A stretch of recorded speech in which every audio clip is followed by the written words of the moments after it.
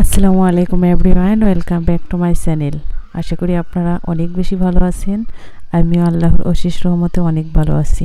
সকাল সকাল ভিডিওটা স্টার্ট করেছি, আর কি কাজ করতেছি আপনারা সাথে থাকেন এবং দেখতে থাকেন, আশা করি ভালো লাগবে। সকালবেলায় আমি এখানে আদা ব্লেন্ডার করে নিতেছি, আর সাথে আছে খেসারির ডাল। খেসারির ডালটা আমি ব্লেন্ডার করে ফ্রিজে রেখে দেব, আর কিভাবে সংরক্ষণ করি সেটাও কিন্তু আপনাদের দেখিয়ে দেব। আসলে আমরা কম বেশি সবাই জানি, আর কিভাবে আমি করি ওইটাই কিন্তু আপনাদেরকে দেখিয়ে দেব। আর কি বলতে যে আমি ডালটা কিভাবে ফ্রিজে রাখি ওটাই। প্রথমে আমি আদাটা ব্লেন্ডার করে রাখবো, তারপর আমি আমার যে খেসারির ডালটা ওটা দিয়ে দেব। এই তো আদা আমার প্রায় শেষের দিকে ব্লেন্ডার করা। আমি হালকা একটু পানি মিক্স করে নিলাম, আর এতে করে একটু নরম আর স্মুথ হবে। এই তো আমার ব্লেন্ডার করা শেষ আদাটা, আর একটা ছোট্ট বক্সে করে আমি রেখে দিতেছি। এভাবে কিন্তু আমার সকালের কাজকর্ম শুরু হয় প্রতিদিনে। আর এখানে আমি ডালের সাথে, ডালটা আমি রাতে ভিজে রেখে দিয়েছিলাম রাতের খাবার খাওয়ার পরে। আর এরপর আমি এর সাথে দিয়েছি কাঁচামরিচ, পেঁয়াজ আর কিছু রসুন। এগুলো সব কিছু দিয়ে আমি একসাথে ব্লেন্ডার করে নিতেছি।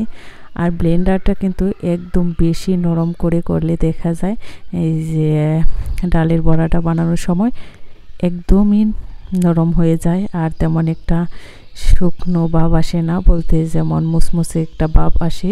বড়া ভাজার সময় কিন্তু মুসমুসে হলে খেতে ভালো লাগে, আমি ওটার কথাই বলতেছি। আর এভাবে আমি 2 থেকে 3 বার ব্লেন্ডার করে নিলাম জারে। আর আমার একে একে ব্লেন্ডার করাও প্রায় শেষের দিকে। এরপর আমি একটু লবণ মিক্স করে নেব, আর সাথে একটু হলুদ। এখন আমি ব্লেন্ডার করে নামিয়ে নিলাম। আর এখন এর সাথে আমি কি মেশাই আপনারা দেখতে থাকেন। এখন আমি আমার স্বাদ মতো লবণ আর হলুদটা দেব। হলুদটা না দিলেও চলে, কিন্তু আমি হলুদটা দিই, এতে আমার কাছে মনে হয় যে কালারটা খুব ভালো আসে, সুন্দর লাগে। দেখতে সুন্দর হলে কিন্তু খেতেও ভালো লাগে। আমার কাছে মনে হয়েছিল লবণটা একটু কম, যার কারণে আমি আবার পুনরায় লবণ মিক্স করে নিয়েছি। আর এখন আমি এই বক্সে করে রেখে দেব ডিপ ফ্রিজে। আর এতে করে দেখা যায় আমি যে কোনো সময় খুব সহজে বের করে নিতে পারবো, আর রান্নাটাও আমার সহজ হয়ে যাবে। আর এভাবে সব কিছু হাতের কাছে থাকলে নিজের কাজটাও অনেকটা সুবিধা হয়ে যায়। আর আমি ব্লেন্ডার করার পর ওই জায়গাটা আমি একটু পরিষ্কার করে নিলাম। পরিষ্কার করার পর এখন যে আমি মাছটা ভাজি করব, আর সাথে ডালের বড়া করে নেব। আর আলু সেদ্ধ দিয়েছি, আলু সেদ্ধটা ভর্তা করার জন্য আমার কিছু মরিচ ভাজতে হবে। এখানে আমার শুকনো মরিচটা গুঁড়ো করার পর, আর আমার যে বক্সে বড়া অন্য একটা কৌটোতে বড়া, আর ওটা বড়া হয়নি। আর এখন আমি একটু ভরে নিলাম, যেহেতু মাছটা ভাজার সময় মনে পড়ে গিয়েছে। আর মাছটা ভাজার জন্য সব কিছু দিয়ে আমি মাখিয়ে রেখে দিয়েছি। আগে ডালের বড়াটা বানিয়ে নেব, তারপর আমি মাছ ভেজে নেব। আবার আছে শুকনো মরিচ ভাজা, সবই কাজগুলো একে একে করে নেব। একদিন একটু কষ্ট করে সবগুলো ডাল কিন্তু আমি ব্লেন্ডার করে রেখে দিলাম, এতে করে সকালের যে খাবার দাবারের ঝামেলাটা আমার কাছে একটু সুবিধার হবে, তেমন একটা ঝামেলা মনে হবে না।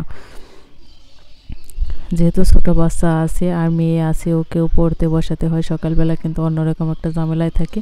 আর সব কিছু সহজভাবে করতে হলে কিন্তু একদিন একটু কষ্ট করতে হয়, আর একদিনের কষ্টই কিন্তু আমাদের অন্যান্য দিনের কাজগুলোকে একটু সহজ করে তোলে। আর এই তো একে একে যে সমস্ত বড়াগুলো হয়ে গেছে, আমি একে একে সবগুলো বড়াই নামিয়ে নিয়েছি। এরপর শুকনো